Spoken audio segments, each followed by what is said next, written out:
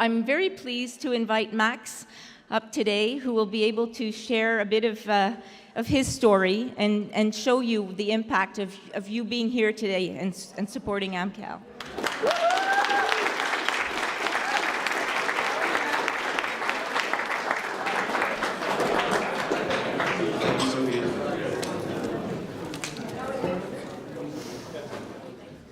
All right, so I'm here today to talk about my experience at AMCAL. My name is Max Miles.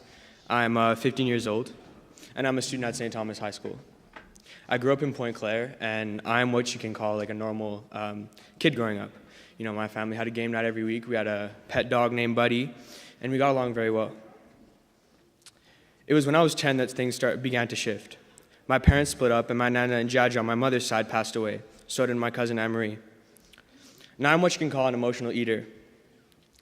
And that's what I turned to when things got tough.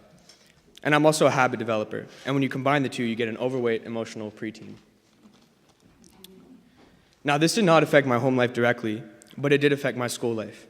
As you all know, the preteen years are when you develop the sense of yourself, others, and your friends. And I was surely considered others by my peers. As years went on, my easy outlet for numbing went from food to drugs. I started with experimenting, and it soon became a day-to-day thing, a dependence, even a need. And this certainly impacted my home life. My grades slowly started to slip. My education didn't matter to me, nor did my relationships at home. I remember this one time I was in the car with my mom, and my family had gone into a fight about me using. My parents had agreed not to give me money because in fear of me using it for drugs. My mom and I were in the car on the way to my friend's house, and she looked me in the eye and said, "I know I'm not supposed to do this, but I will give you money if you promise not to purchase drugs or any illegal things with it." "I trust you," she said as I walked out of the car with a $20 bill in my hand. And I went straight from that car to my drug dealers where I bought some drugs. I can tell you now that that boy lying to his mother in the car to purchase drugs is not the person I was raised to be, nor is it the person I want to be. One day my mom came home and told me that we were going to meet somebody. After having more than 7 therapists in my life, this did not really intimidate me at all. And then I met Delia and Jeff.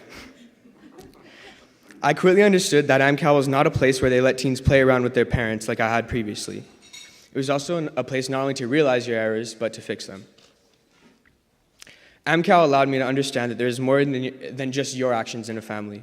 Every rock thrown makes a ripple, and everything said makes an impact. It personally made me realize that sadness is not deadly, and although it's imminent, numbing it will not help you. You must overcome the pain to grow stronger. Whether it was in group discussions, one-on-one, or after AMCAL with mentoring with Jeff and Delia, I know that the staff and the teens that I were with care about me dearly and wish me the best. Today, I'm drug-free and can say...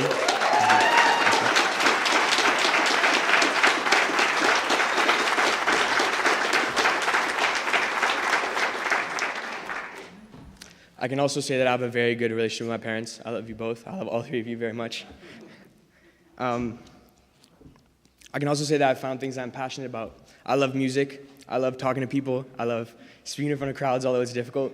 And I've also found friends that love me dearly for who I am and not the person I pretended to be. And I can also say I love myself very much.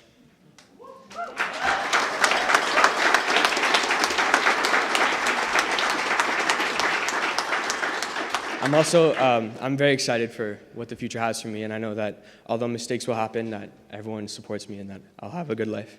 Thank you.